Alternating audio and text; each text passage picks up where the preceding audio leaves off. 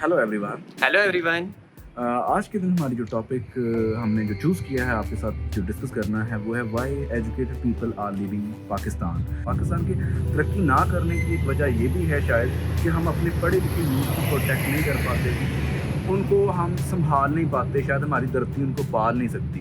मैं अब यहाँ पाकिस्तान ब्यूरो ऑफ इमिग्रेशन के स्टैटिक्स जो है आपके साथ शेयर करूँगा, जिसे गोरे या अंग्रेज़ लोग तो शायद कह देंगे ब्रेन ड्रेन। ये छोटा सा लफ्ज़ उनके लिए, लेकिन ये जो फैक्ट्स हैं ये हमारे लिए बोन चिलिंग हैं कि 7,65,000 जो पढ़ा लिखा ग्रेजुएट बंदा है वो पाकिस्तान को 2022 में छोड़ गया। 2021 में 2,10,000 लोग पाकिस्तान छोड़ के गए हैं और 2020 में 2,88,000 लोग पाकिस्तान छोड़ के गए हैं, पढ़े लिखे लोग। बिल्कुल, और ये रफली नस्ल मेरा ख्याल है 3 गुना से भी ज़्यादा बन बिल्कुल जाते ऐसे ही हैं। है, 3 गुना से भी ज़्यादा। 3 गुना से भी ज़्यादा बन जाते हैं। इससे भी ज़्यादा जो बोन चिलिंग फैक्ट है वो ये है कि तकरीबन इसके अंदर 25,000 मेडिकल प्रोफेशनल यानी डॉक्टर्स शामिल हैं, और इसके अलावा 2,000 के करीब नर्सेज शामिल हैं, 2,000 IT एक्सपर्ट शामिल हैं, और इसके अलावा जो सॉफ्टवेयर इंजीनियर्स हैं उनकी भी 4-5 हज़ार स्ट्रेंथ बनती है। ये मेरे फैक्ट्स नहीं है, पाकिस्तान ब्यूरो ऑफ इमिग्रेशन के फैक्ट्स हैं। और शायद ये भी क्लियर नहीं है क्योंकि इस जो पाकिस्तान छोड़ के जाने वाले पढ़ी लिखी अवाम है उसकी तादाद इससे भी ज़्यादा है। तो हम पॉलिसीज़ नहीं बना पाते, हमारा ये रवैया है ऐसा। एक डॉक्टर कैसे बनता है ये तो आप उसके पेरेंट्स से पूछें कितनी ज़्यादा वो एफर्ट करते हैं, वो बच्चा कैसे एफर्ट करता है। पाकिस्तान के अंदर मैंने एजुकेशन का काम किया हुआ है, मेरा अपना एक इंस्टीट्यूट था जहाँ मैं MD कैट प्रिपरेशन करवाता था बच्चों को, तो वो सारी स्टेजेस मैंने देखी हैं। अब हम खुद डॉक्टर हैं, हम कितना मुश्किलात का वो हमने सामना करना हमें पड़ता है, फिर हम पढ़ते हैं, फिर हमें मजबूरी में अपना मुल्क छोड़ना पड़ता है। पाकिस्तान में ऐसा क्यों हो रहा है? मेरे साथ मौजूद हैं नसर डॉक्टर साहब ने काफ़ी काम किया हुआ है पाकिस्तान के हेल्थ सेक्टर के अंदर। क्या ऐसी प्रॉब्लम है जिसकी वजह से ये जो हमारे पढ़ा लिखा तबका है स्पेशली डॉक्टर्स जो हैं वो पाकिस्तान को छोड़ना प्रेफर करते हैं?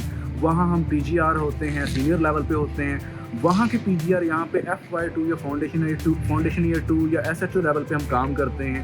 क्या ऐसी वजूहात हैं? क्या करियर अपॉर्चुनिटीज़ नहीं हैं? वहाँ क्या प्रॉब्लम चल रही हैं?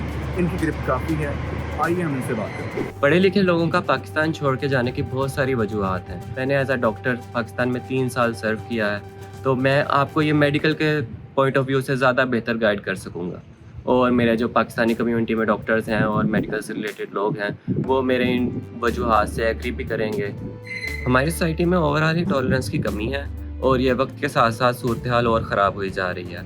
और जैसे डॉक्टर्स को सिक्योरिटी नहीं मिलती, आप प्राइवेट हॉस्पिटल में काम कर रहे हो या गवर्नमेंट हॉस्पिटल में काम कर रहे हो, जिसका जब दिल करता है आके डॉक्टर को तशद्दुद का निशाना बना देता है। इवन के ठीक है कुछ मौके पे डॉक्टर की गलती हो भी सकती है, पर ये बहुत माइन्यूट मौके हैं। मेनली ज़्यादातर ऐसे होता है कि डॉक्टर बिल्कुल ठीक काम कर रहा होता है, उसकी कोई गलती नहीं होती और उसके लवाहिकीन आके उसको तशद्दुद का निशाना बना देते हैं। और इस पर डॉक्टर्स ने बार बार स्ट्राइक भी किया है, लेकिन गवर्नमेंट इसका कोई हल नहीं निकाल पा रही।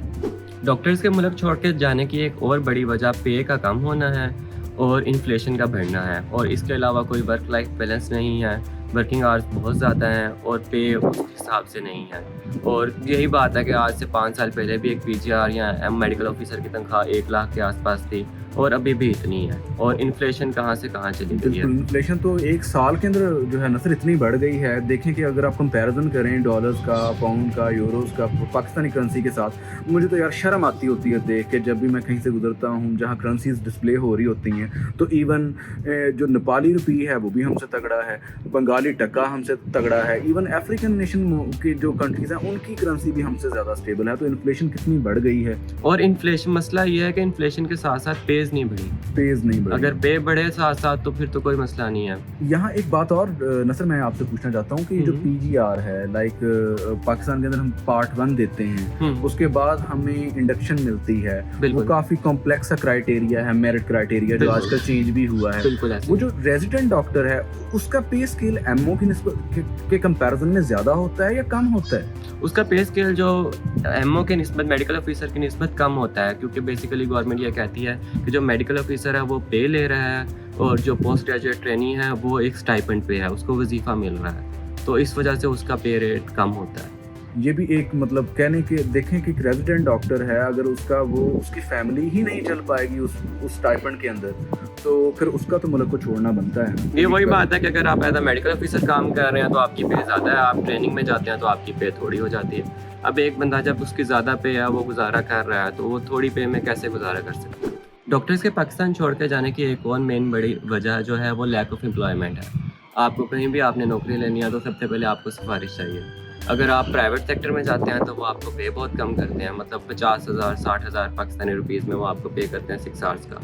और अगर आप गवर्नमेंट में जाना चाहते हैं तो उसके लिए आपके पास सिफारिश होनी चाहिए, आपको रिश्वत देनी पड़ेगी, तो फिर जाके आपका चांस है कि आपके पास नौकरी मिले। और इसमें भी सिफारिश ऐसे है कि आपके पास बड़ी सिफारिश होगी तो नौकरी मिलेगी, छोटी सिफारिश होगी तो नौकरी नहीं मिलेगी। बिल्कुल, एक हार्श रियलिटी और हार्श ट्रुथ ये भी है कि हम दोनों भी मेडिकल ग्रेजुएट हैं, हमें भी कोई अपॉर्चुनिटी नहीं मिल पाई थी कि कोई साउंड किस्म की एमओशिप हो। And there is a long list जिनको हम जानते हैं कि जो हमारे साथ बहुत ज़्यादा पढ़ने वाले और जैसे मेरी, मैं सॉरी आपकी बात काट रहा हूँ, बिल्कुल जैसे मेरी एक जानने वाली हैं, वो किंग एडवर्ड मेडिकल कॉलेज की ग्रेजुएट हैं, जो पाकिस्तान का सबसे टॉप मेडिकल कॉलेज है। उन्होंने 3 साल नौकरी के लिए अप्लाई किया तो 3 साल भी उनको नौकरी नहीं मिली गई।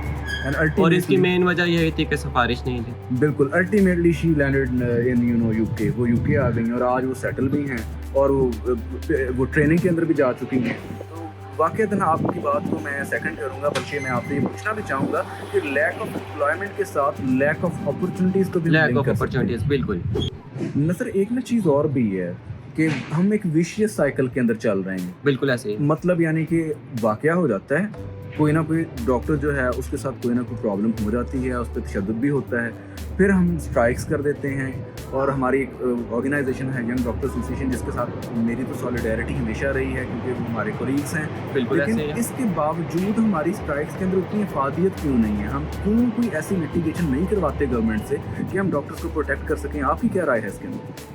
मेरा इसके बारे में एक पर्सनल पॉइंट ऑफ व्यू है, मैं गलत भी हो सकता हूँ, पर ये मेरा पर्सनल पॉइंट ऑफ व्यू है कि नॉर्मली एक ऐसे इंसिडेंट होता है जैसे ये डॉक्टर साद वाला इंसिडेंट हुआ, उसके बाद स्ट्राइक होती है, उसके बाद थोड़े दिन में मामला ठंडे हो जाते हैं, डॉक्टर्स फिर से काम करना शुरू कर देते हैं और उसके बाद फिर एक इस तरह का इंसिडेंट हो जाता है। ये एक विशियस साइकिल है जो बस चली जा रहा है और चली जा रहा है। तो इसका कोई पक्का हल निकालना चाहिए। मतलब अगर आप मेरी नज़र में अगर आप स्ट्राइक करते हैं तो स्ट्राइक फ्रूटफुल साबित होनी चाहिए। आपको तब तक स्ट्राइक पे रहना चाहिए जब तक आपको कोई कंफर्म बात ना मिले। यानी आप प्रॉपर लिटिगेशन करवाएं। यस, प्रॉपर लिटिगेशन करवाएं, आप अपने पॉइंट ऑफ व्यू से पीछे ना हटें। बिल्कुल, हमारी सॉलिडारिटी वाईडीए के साथ है। बिल्कुल, हम खुद डॉक्टर थे, हम वाईडीए को सपोर्ट करते हैं। बिल्कुल। तो पर ये है कि कुछ चीज़ों में बेहतरी आनी चाहिए कि प्रॉपर लिटिगेशन हो, मतलब एक फिल्म डिसीजन हो कि काम पक्का हो। ये नहीं है कि आप स्ट्राइक करते हैं उसके बाद 6 महीने बाद फिर एक ऐसा इंसिडेंट हो जाता है। बिल्कुल, अब ये ना सिलसिला बंद होना चाहिए और यही आज की हमारी वीडियो का मेन न्यूक्लियस भी था। वीडियो को ख़त्म करने से पहले मैं आपसे एक बात शेयर करता चलूँ। ये हमारी एग्जांपल हमारे हमसाया मुल्क भारत की है। भारत के अंदर एक शहर है जिसका नाम है बेंगलुरु। बेंगलोर भी उसे कह देते हैं उर्दू के अंदर। उसे silicon valley of the east कहते हैं। ये कैसे पॉसिबल हुआ? क्योंकि उन्होंने अपने आईटी प्रोफेशनल को इंटैक्ट रखा, आईटी को एक इंडस्ट्री बनाया, पढ़े लिखे लोगों की कदर की। आज हमारा हमसाया मुल्क जो दुनिया के अंदर सॉफ्टवेयर एक्सपोर्ट कर रहा है, और हम क्या एक्सपोर्ट कर रहे हैं, ये हमें सोचना चाहिए। इसमें मैं एक और बात ऐड करना चाहूँ। मैं एक जगह पे पढ़ रहा था तो उसमें ये लिखा हुआ था कि जो इंडिया की आईटी एक्सपोर्ट है ना, वो सऊदी अरब की ऑयल एक्सपोर्ट से भी ज़्यादा है। बिल्कुल ऐसे ही है। वहाँ के डॉक्टर छोड़कर यूके नहीं आते। आपको यूके के अंदर अगर डॉक्टर मिलेंगे, ज़्यादातर पाकिस्तानी मिलेंगे, नेपाली मिलेंगे, बांग्लादेशी और श्रीलंकन मिल जाएंगे, या फिर अफ्रीकन नेशंस के मिलेंगे। डॉक्टर्स इंडिया को छोड़कर क्यों नहीं आते? ये सोचना चाहिए। यही फ़र्क है हमारे मुल्क के अंदर और उनके मुल्क के अंदर। मेरी जो नेक तमन्नाएं हैं वो पढ़े लिखे हर किस्म के तबके के हर फर्द के साथ हैं, चाहे वो इंजीनियर है, चाहे वो सॉफ्टवेयर इंजीनियर है, चाहे वो कंप्यूटर एक्सपर्ट है। इन तमाम लोगों को हमें यूटिलाइज़ करना चाहिए ताकि हम जो है अपनी इकॉनमी को ऐसे ही पाँव पे खड़ा कर सकते हैं। अदरवाइज़ आज 7.5 लाख छोड़ गए, ये 7.5 लाख 22 करोड़ अवाम का बर्डन नहीं उठा सकते। अब यहाँ मेंटालिटी चेंज हो रही है। शायद अब पाकिस्तान में उतनी रेमिटेंसेस भी ना जाएं क्योंकि लोग एडवांस हो गए हैं। हमें अपने पाँव पे खड़ा होना चाहिए और यही कोई ऐसा हमें पॉलिसीज़ इंट्रोड्यूस करवानी चाहिए जिससे हमारा मुल्क जो है वो दुनिया के अंदर अपना मुकाम पैदा करे।